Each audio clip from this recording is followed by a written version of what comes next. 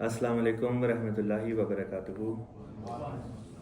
Ashhadu an la ilaha illallah wahdahu la sharika lah wa ashhadu anna Muhammadan abduhu wa rasuluh. Amma ba'du fa'udhu billahi minash shaitanir rajim. Bismillahir rahmanir rahim. By the grace and mercy of Allah the Almighty, in this blessed month of Ramadan, we are very fortunate that Allah Ta'ala has blessed us with health. We're able to fast, we're able to reap in the blessings of this month. And one of the blessings in this month, which is associated with this month, is to remember Allah Ta'ala. That's the reason why we read the Holy Quran in this month, why we read ahadith and listen to them, and why we listen to these durus. And no matter what the title of the dars is, ultimately the goal of each dars is that it serves as a reminder for us, for every single one of us, that we ought to make the efforts in order to get closer to Allah the Almighty. This is why in this blessed month people read the Seerah of Holy Prophet Sallallahu Alaihi Wasallam as well. And for this year's Ramadan, I had decided that I wanted to present the life and the Seerah of Imam Mahdi alayhi salatu wasalam, because not that many people are aware about his life. So this is lecture number 4 of the series, and we had covered up till the year 1854, 1855, up until in yesterday's dars, in lecture number 3. In lecture number 4, we will cover from 1855 onwards all the way till 1867. So inshallah ta'ala, a good leap of 12 years or so is what I intend to cover in today's lecture. In yesterday's lecture, I had mentioned how, Promised Messiah ﷺ had gotten married, his early education, his childhood, and of course we looked at some of the allegations which were raised related to that aspect of his life. And today, inshallah ta'ala, I'll continue from the year 1854, 1855. It is mentioned by eyewitnesses that as Promised Messiah ﷺ was increasing in his age, so was his love for Islam and Allah Ta'ala and Holy Prophet Muhammad sallallahu alaihi wasallam. His son, who had seen his father from a very early on, of course, he presented this narration much later on in his life. But he says that even when he was young, he used to see his father, the Promised Messiah Islam. And this narration is by Syedna Mirza Sultan Ahmad Sahib. Remember, this son of the Promised Messiah Islam was from his first marriage. He was the eldest son. And he did not believe in the Promised Messiah Islam in the sense that he didn't get to do the bad during the lifetime of the Promised Messiah Islam, but it was only afterwards, during the time of the second Khalifa, Hazrat Masih-e-Maud radiyallahu ta'ala, that he actually, officially accepted Hazrat Masih-e-Maud as a prophet of Allah, as Imam Mahdi, as Masih-e-Maud, and gave his oath of allegiance at the hands of his younger brother, Syedna Maud radiyallahu ta'ala. As to why Syedna Mirza Sultan Ahmad Sahib was not able to do the bayah during the lifetime of the Promised Messiah ﷺ, I'll inshallah ta'ala get to this later on in this lecture series. And I at that time will present in his own words what had transpired in his life, due to which he was not able to. Not that he ever questioned the truthfulness of his father. In his heart of hearts, he always knew that his father was a very special man from God Almighty. And he never questioned that. And not just that, but at the time of the demise of the Promised Messiah Islam, Syedna Mirza Sultan Ahmad Sahib himself received ilham, revelation from Allah, notifying him of the death of his father. So, inshallah ta'ala, when we get to the death of Promised Messiah and all the way towards the end of his life, we'll mention about Mirza Sultan Ahmad Sahib at that time, inshallah ta'ala. So Mirza Sultan Ahmad Sahib says, Hadhrat sallallahu alaihi wasallam से तो बस वाले साहिब को इश्क था, ऐसा इश्क मैंने कभी किसी शख्स में नहीं देखा. He says that my father was deeply entrenched in love for the Holy Prophet ﷺ, the like of which I had never seen in any other person in my life. I had mentioned how the Promised Messiah ﷺ used to live on the upper floor of the house, and oftentimes he would be by himself, even though he was married. But oftentimes he would be just by himself. And most of his times were spent in studying the religion of Islam, different books. And by this time he had also started studying books on Christianity and Hinduism and so on and so forth. And he, with his own hands, wrote down, collected close to 3,000 allegations that the Christian ministers, Christian priests were raising against the blessed character of Holy Prophet sallallahu alaihi wasallam. So in those times, there were orphan children that would come and try to spend some time with Hazrat Masih-e-Maud alayhi salatu wasalam. Remember, he was very young. We're talking about a time when he was not older than 20, 21 years of age. So very young person, and these young kids, orphans, would come and spend time with him, and in the hopes that, they would be fed by him. And of course, promise whatever food that would come from Promised Messiah Islam, he would distribute it among these kids, and he himself would take maybe a few morsels. And it is also narrated that he would, meaning the Promised Messiah Islam, benefiting from this opportunity, would also teach these children about religion. For some kids, he would teach them the basics of religion. Some other kids who had better understanding, he would even teach them how to do istikhara. He would teach them how to do istikhara, which is a certain type of prayer. And then if anyone would have seen a dream afterwards, after performing istikhara, they would come and tell Hazrat Masih-e-Maud and Hazrat Masih would then interpret it for them. So even at a very young age, not everyone can interpret dreams. It requires not just a certain level of spiritual piety, spiritual cleanliness, but it also requires a lot of deep understanding of the Sharia of Allah the Almighty. You should have read Quran cover to cover, God knows how many times. You should have developed a pretty good understanding, and that of Hadith and other literature, before you can interpret dreams. And at that young age, Promised Messiah ﷺ was endowed by Allah the Almighty with such deeper understanding that he was able to interpret dreams for these young children, or anyone for that matter who would come to him. I had also mentioned that by this time, the Sikh rule has ended in Punjab, and the British government had usurped the properties of different ru'asa, different chiefs that were in the province of Punjab and elsewhere. Especially in the province of Punjab, those chiefs who did not side with the British at the time the Sikh rule ended. British were the ones who overthrew the rule of the Sikh Raj. So all those chiefs in Punjab who did not side with the government from a different country, namely the British Raj, the British government took away their properties as a form of punishment, or whatever you want to call it. And the father of the Promised Messiah Islam, Hazrat Mirza Ghulam, he did not side with the British government when British government overthrew the Sikh rule. So as a result of that, the British government took away all the property. They had received from the Sikh, from Ranjit Singh, they had received Qadian and 5 other villages. But the British government took everything away, including Qadian and the 5 remaining villages out of original 85.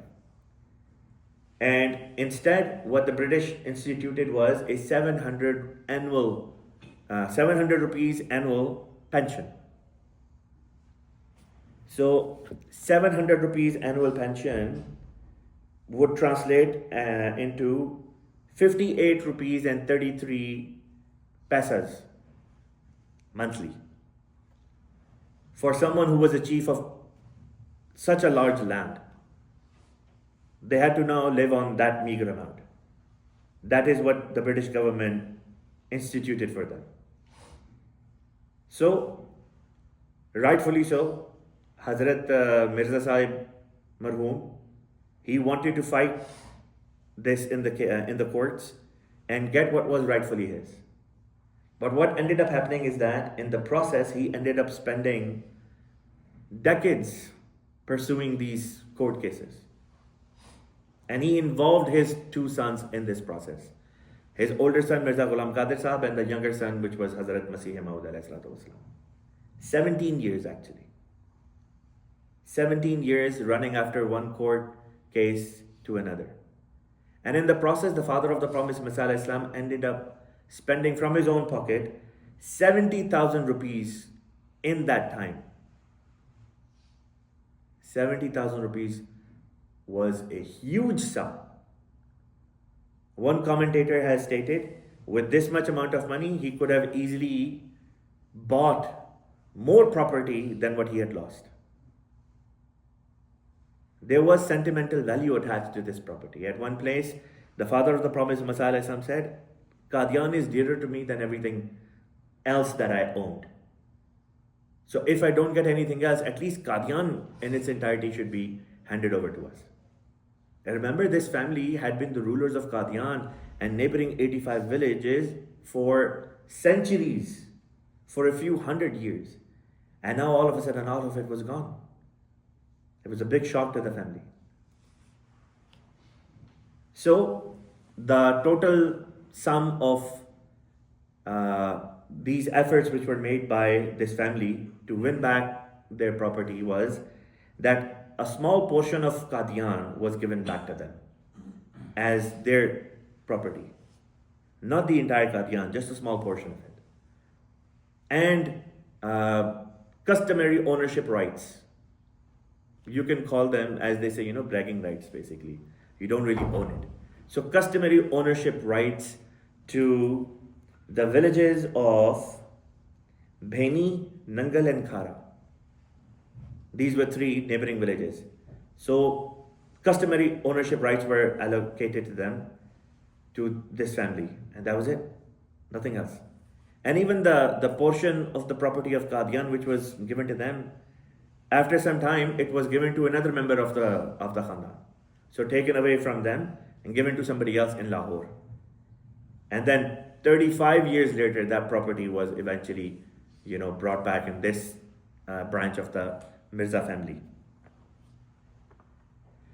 So around the year 1855, 1856, these court cases by now have begun.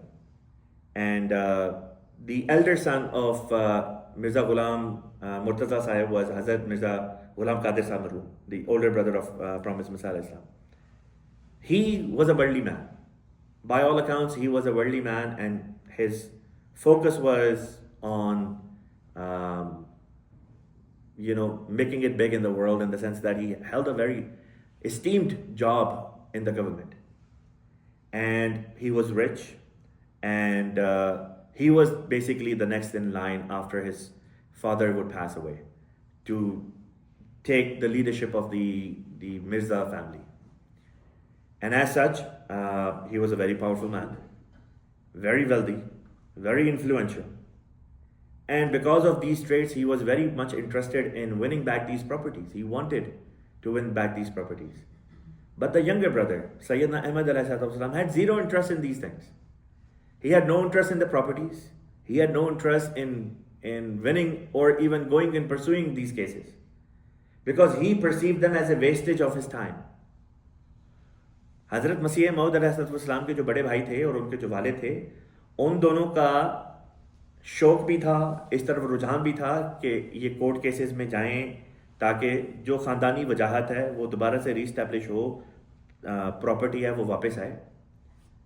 मसीह-ए-मौद को इस किस्म का कोई शौक नहीं था। आप इन सारे उमूर को अपने वक्त का ज़िया समझते थे।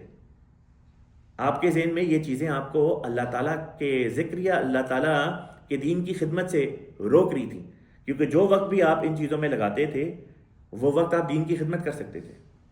लेकिन बाप की इताअत भी शरीयत में ज़रूरी है, शरीयत में लाजिम है। लिहाजा शरीयत की ताबेदारी में आप अपने वालिद की जो है वो ताबेदारी भी किया करते थे। Because it is mandated in the Sharia to be obedient to your father, because of this the promised Messiah had no other way but to listen to his father. So he would go to these court cases. He spent 17 years of his life representing his family in one court case after another. 17 years. It is mentioned that, Tariq mentions this, that every time the Promised Messiah ﷺ had to go to represent his father and his family in these court cases, what he would do is, the night before, for Isha Salat, he would go to Masjid-e-Aqsa. He would go to Masjid-e-Aqsa, and then in Masjid-e-Aqsa, he would tell all the worshippers that had gathered for Salat Isha. He would say that tomorrow morning I have to go represent my family in a court case. Please pray that this court case gets dealt with quickly. Please pray that this court case gets dealt with quickly, and whoever is on truth, may Allah side with that person.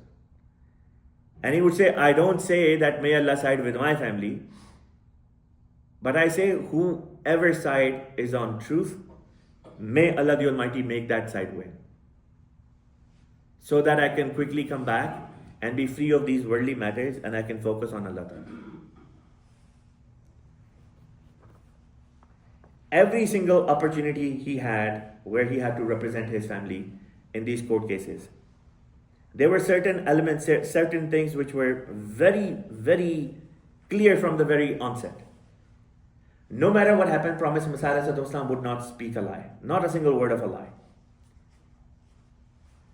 And the opponents knew this. All those people who were the defendants in these cases, or the plaintiffs in these cases, whatever the situation was, everyone knew that Syedna Ahmad does not lie.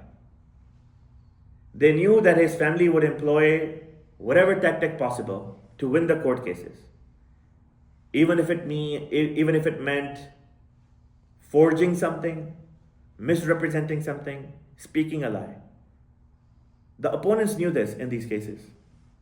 And in many times it happened that they would ask the judge, whatever this Mirza Sahib, referring to Masih-e-Maud, whatever this Mirza Sahib says, we will accept it as is.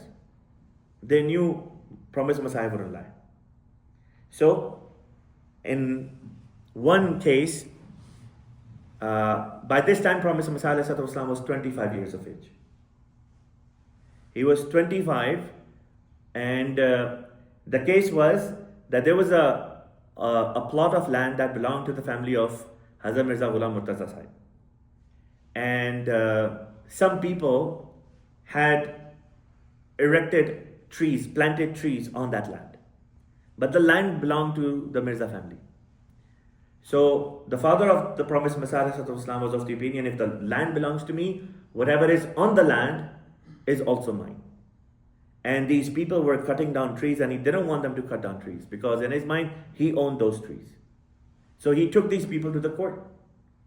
And when the time came for this court hearing, he sent his son, Hazrat Syedna Ahmad Masih-e-Maud. Masih-e-Maud जा रहे हैं और रास्ते में बाज़ लोग उनके साथ हैं जो कादियान से जा रहे हैं, और मसीह-ए-मौद उनको यही कह रहे हैं कि वालिद साहब जो हैं पता नहीं क्यों ये केस कर रहे हैं इन लोगों पे, ये बेचारे ज़मींदार किस्म के लोग हैं, किसान किस्म के लोग हैं, कोई इनकी ख़ास रोज़ी रोटी है नहीं, जाने दें, क्या फ़र्क पड़ता है। और वैसे भी हजूर फरमाते हैं, वैसे भी ये दरख्त जो हैं ये खेती की तरह होते हैं, हमारा इनमें हिस्सा तो हो सकता है, लेकिन ये नहीं कह सकते कि ये सारे के सारे हमारे ही हैं, इनको लगाया हमने नहीं है, लगाया किसी और ने। Anyways, Promised Messiah when he's on his way to the court, some people that had gone from Qadian with him to assist him, he's talking to them and he's saying, I don't know what's the need for my father to take these people to the court. These are poor people. They don't have much livelihood anyways. Let it be. And then he would say, I'm of the opinion that, planting trees is similar to owning crops. We can have, at best, we can have a portion in it, but we don't own this in its entirety. Anyways, reaches the court, and the opponents, the defendants in this case, they say whatever Mirza Sahib says, we will accept it. So the judge asks Hazrat Masih-e-Maud about his view. Lo and behold, he says, in my opinion, trees fall under the same category as faslein or kheti badi. I don't think we own this entirely. We may own portion of it, but not entirely. And the whole case that his father had made was, this is mine. All of it is mine. So when the judge heard from the plaintiff's own representative's mouth, he's like, case dismissed. Promised Messiah alayhi salam was very happy. Comes back to Qadian and goes about doing his business. The people that were with him, they go to Mirza Sahib, marhum, Hazur's father. And he says, what was the case? Like, what was the end result of the case? And they said, well, you should ask your son. They said, you should ask your son. So he said, okay, call my son. So Syedna Ahmad alayhi salam is brought in front of his father, and he's standing there with full respect. And he says, what was the outcome? What happened over there? And Hazur told everything. He said, they asked me and I said this, and then we lost the case. And the father became so angry, he started calling him Mullah, that you're such a Molvi, because he spoke the truth. The word Molvi, in his father's mind, in that moment, was a form of insult. Even though people now use the word Molvi as a form of respect, a title. They would call him Mullah, Mullah. And then he got so angry that he told his son, get out of my house. He told his wife, don't feed him.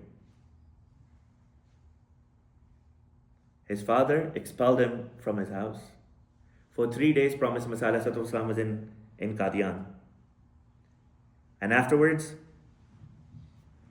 he left for Batala, the neighboring city, which was still a certain miles away. And he stayed there for the next 2 to 3 months until he became sick and his father found out. And then he sent a message, come back. And then he came back. He suffered all of that. Why? Because he wasn't willing to lie. He didn't want to lie. Another case was filed by his own son, Mirza Sultan Ahmad Sahib. So eventually, at one point, Hazur's father passes away, and then Hazur's older brother becomes the head of the family, of the Mirza family. And when Mirza Ghulam Ahmad Sahib, the older brother, passes away, guess who the baton gets passed down to? Not the Promised Messiah. It gets passed down to his son, the son of the Promised Messiah, Mirza Sultan Ahmad Sahib. So, Mirza Sultan Ahmad Sahib was eventually, in a way, adopted by the older brother of Promised Messiah, because he had no children of his own. So he took in the firstborn of his younger brother, which was Mirza Sultan Ahmad Sahib. So when Mirza Ghulam Ahmad Sahib passed away, Mirza Sultan Ahmad Sahib became the quote-unquote head of the family, in the sense that he would run the official affairs of the Khandan. And not his own father, not Hazrat Masih-e-Maud. Long story short, there was a case. And the plaintiff now in this case is the son of the Promised Messiah himself, Mirza Sultan Ahmad Sahib. And he filed a case. The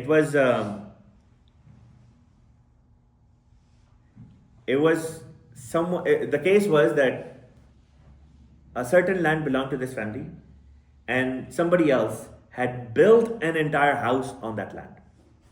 So the case was, demolish the house. This is our land. XYZ has built a house on our land illegally, demolish the house. But when they were filing the paperwork, some of the documentation wasn't filed the right way. And that was enough for grounds for case dismissal. And Promised Messiah knew about it. So the other side asked for Syedna Ahmad to be brought in for his testimony. And before this could happen, the lawyer, the wakil of Mirza Sultan Ahmad Sahib, came to Huzur and said, what are you going to say in the court tomorrow? And he said, I will say whatever is the truth. So the man said, in that case, there is no need for you to go to the court. I'll just go myself and I'll withdraw the case, because there is no way we're going to win this. The case is going to get thrown out. Hazrat Masih-e-Maud himself has quoted this. And he says, it was only for the sake of Allah Ta'ala that I took a hit financially. Because the property which belonged to his khandan, he was the heir of Hazrat Mirza Ghulam Ahmad now, right? So, despite the fact that his son was taking care of these official affairs, but he was the main person. So, he took a financial hit, not just his son.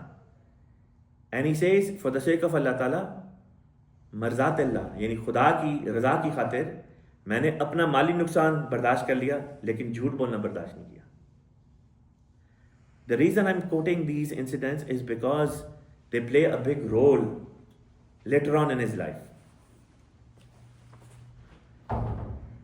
How is it possible that someone who never spoke a single word of a lie, not even once, all of a sudden a time comes when he speaks the biggest lie of them all and says, God is speaking to me and he has appointed me as the Ma'mur of this age, as the reformer of this age. Someone who wouldn't speak a single word of lie, someone who would be punished for speaking the lie, for speaking the truth, someone who would lose his properties and take financial hit after another because he would not speak falsehood, he would only support that which is true. How is it possible that all of a sudden this man would start speaking lie against the highest authority of them all, Allah the Almighty? It's inconceivable. And this is why Allah the Almighty has mentioned this as a yardstick to measure the truthfulness of a claimant to prophethood.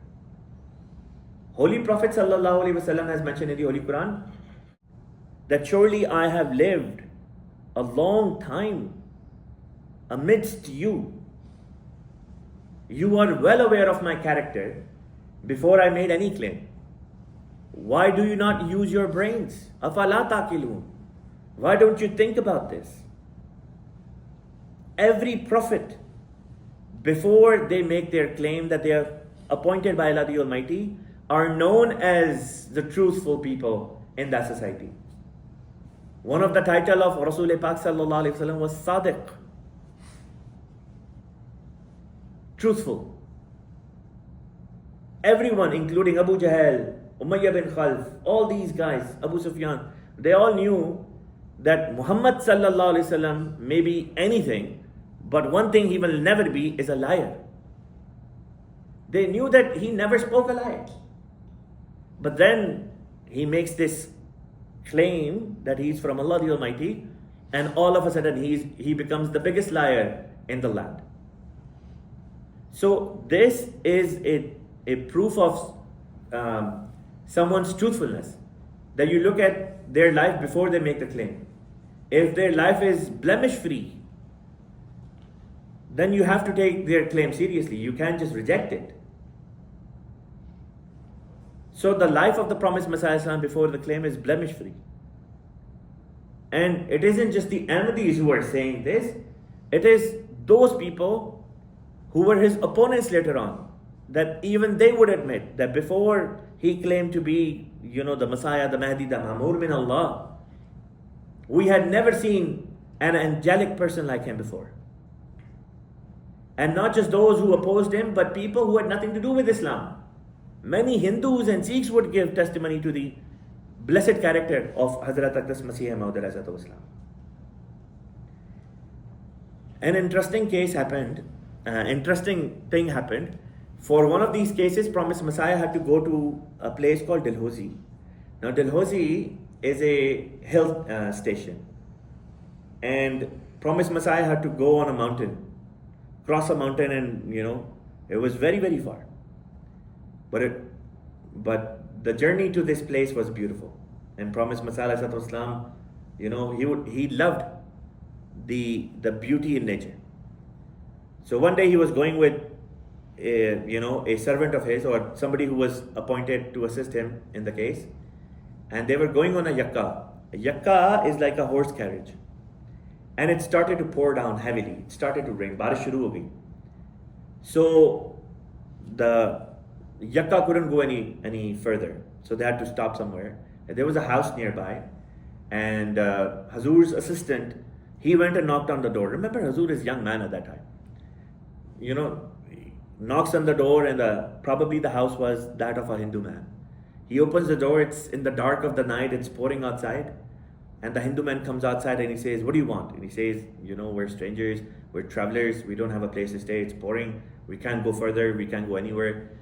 Can we spend, a few hours here until the rain stops?" And he's like, "Absolutely not. No way I'm letting you into my house." And then he starts swearing at him. And Promised Messiah was standing slightly far. Upon seeing this, he steps forward, and the Hindu man is finally able to see in the eyes of Promised Messiah.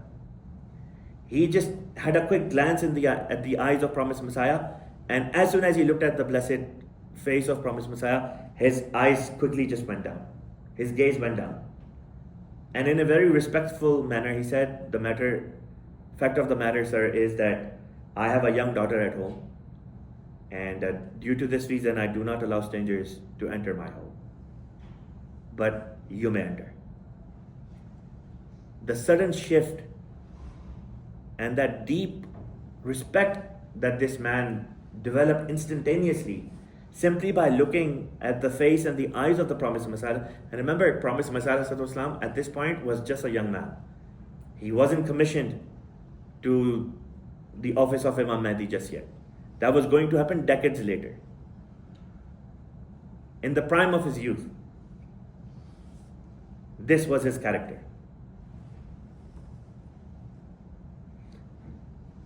You would think that, if somebody is busy doing a job, that they would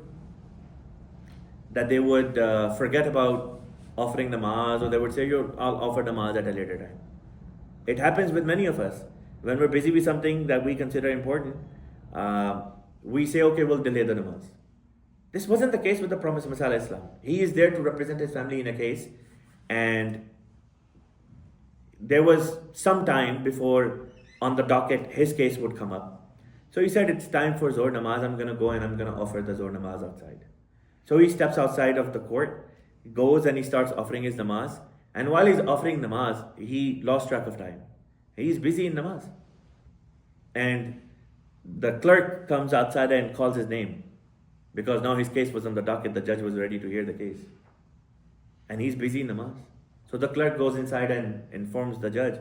The other side thought that they've struck gold, that this is their opportunity to use it and say, "Look, you're here, we're here, and the other guy is not here, the other person is not here."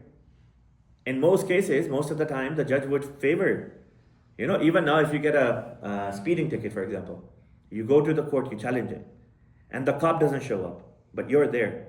What happens in those cases? The cop sides with you and says, "Case dismissed." So it was a golden opportunity at that time for the judge to simply just side with the other person, which the other person was actively asking the judge to do. But the judge didn't do that. When Promised Messiah Islam was done with his namaz, he was informed, the court clerk was calling out your name. So Promised Messiah, went inside and he says, "Okay, I'm here." And the judge goes to him, "I've already decreed in your favor." Promised Messiah's trust was in Allah Ta'ala. He knew that Allah comes first. If you put Allah first, Allah will put you first. Many a times it happens that, and I'm just presenting this as an example, that sometimes we have functions, programs. Sometimes Khudam al-Anbiya functions come up, right? And sometimes we have to travel for those programs. For the sake of Allah Ta'ala, we should be able to make the trip and go and attend these programs. And sometimes we have an essay due the next day, or an exam later that week. So what ends up happening? We say, maybe I should not go for this program. let me take care of my essay assignment, or let me just worry about my exam. I often say, and I often think about this a lot, if such individuals give preference to Allah Ta'ala, because these programs are organized for the sake of Allah Ta'ala, if they give precedence to Allah Ta'ala, would Allah Ta'ala not take care of them? खुदा बड़ा, देखिए हमारा खुदा गयूर खुदा है, गैरतमंद खुदा है. ये हो नहीं सकता कि कोई शख्स खुदा की ज़ात पे भरोसा करके उसकी खातिर रफ्ते सफ़र बांधे और कहे कि मैंने कोलंबस जाना है, मैंने फलां जगह जाना है, खुदा ताला की खातिर. वो खुदा की खातिर सफ़र करने जाए, खुदा ताला उसको एग्जाम में फेल कर दे. मैं नहीं मान सकता. हमारा जो गयूर खुदा है, ये उसकी गैरत के खिलाफ बात जाती है. अपने खुदा के साथ ऐसी मोहब्बत डेवलप करें कि अगर वो आपके लिए गैरत रखता है ना, तो आपको भी उसके लिए गैरत होनी चाहिए. If our Allah gives precedence to us, then start giving precedence to Allah Ta'ala as well.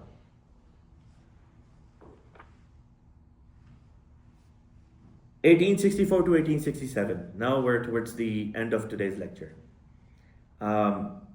The father of the promised Messiah, ﷺ, from time to time would keep on telling his son that you should get a job, or you'll remain behind in this dunya, and you'll be dependent on your brother after I'm gone.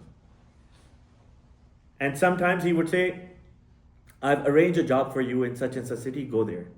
And promised Messiah would go there for a day and then he'll just come back. And his father knew that his son has zero interest in these worldly jobs. His son was fully focused and invested in serving the religion of Allah the Almighty. But in 1864, he said, enough is enough.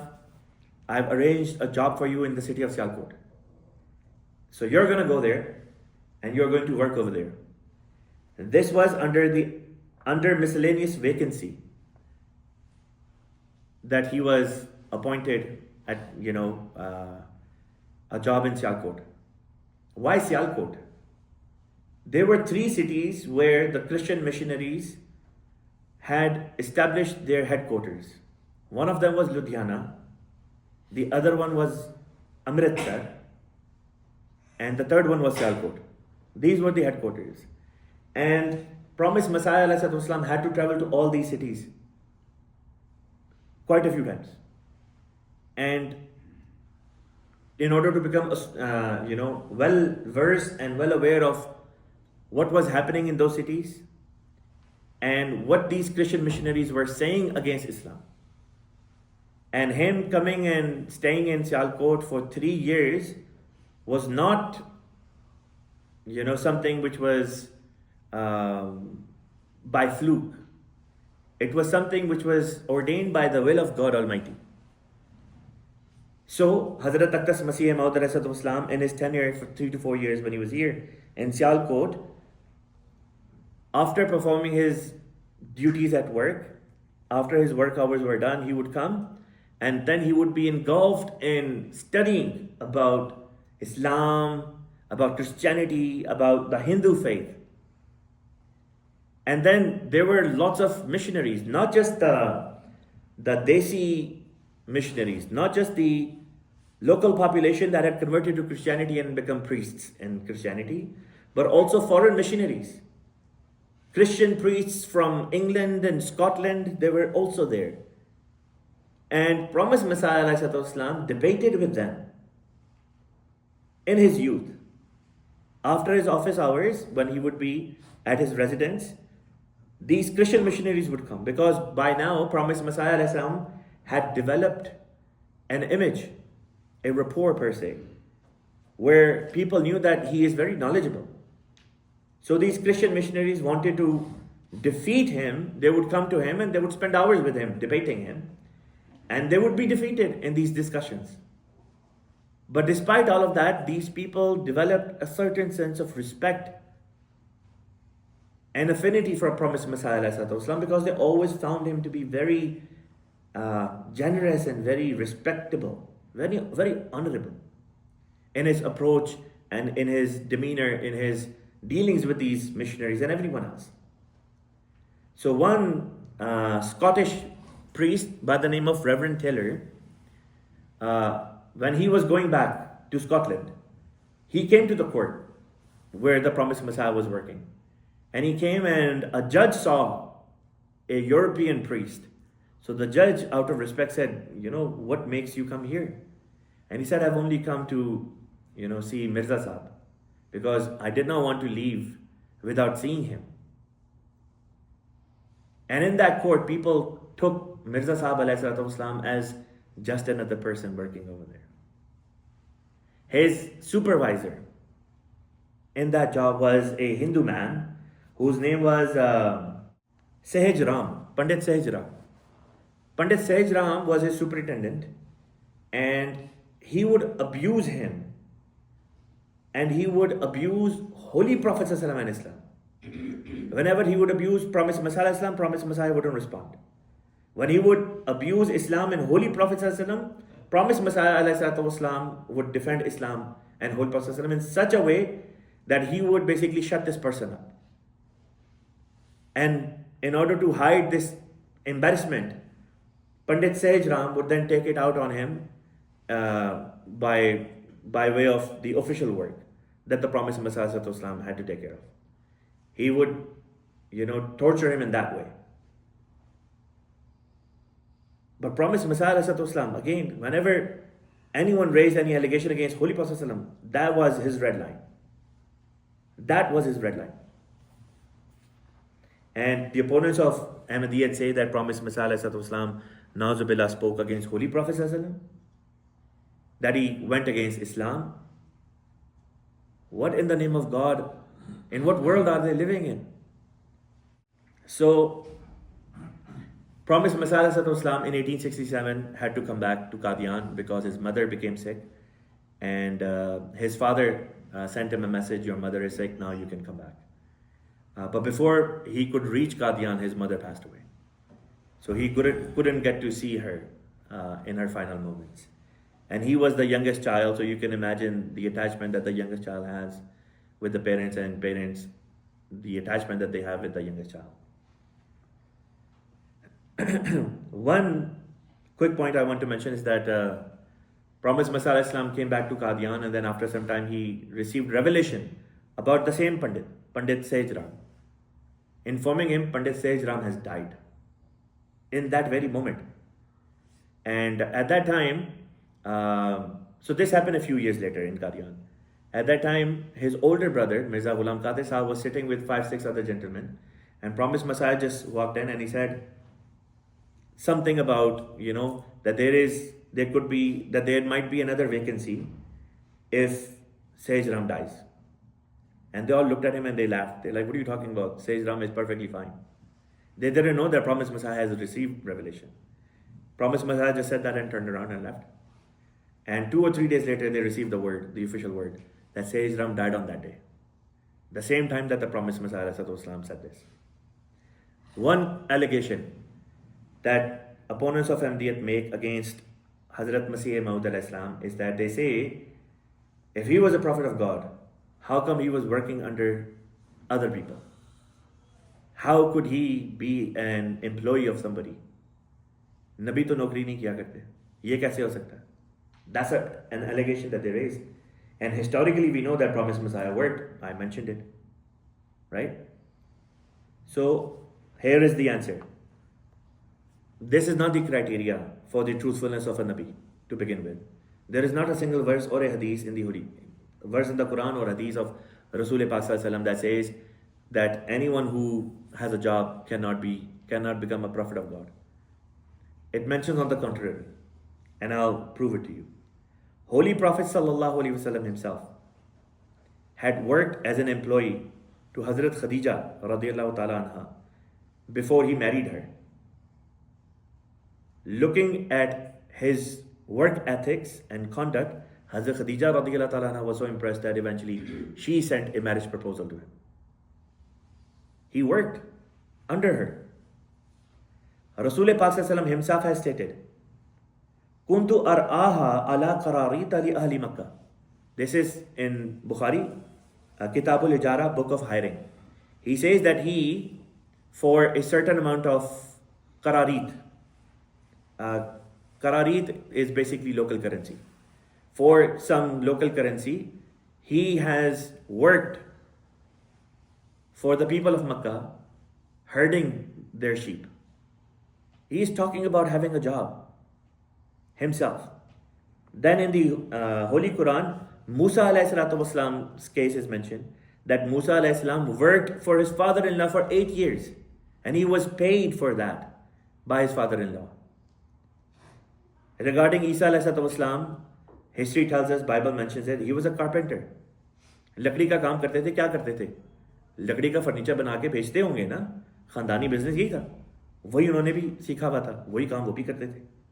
Hazrat Idris, regarding Hazrat Idris, it is mentioned that he was a tailor. कपड़े सीते थे. इदरीस अलैहिस्सलाम अल्लाह के नबी और कपड़े सीते थे. नूह अलैहिस्सलाम के बारे में आता है कि वो खेती बाड़ी किया करते थे.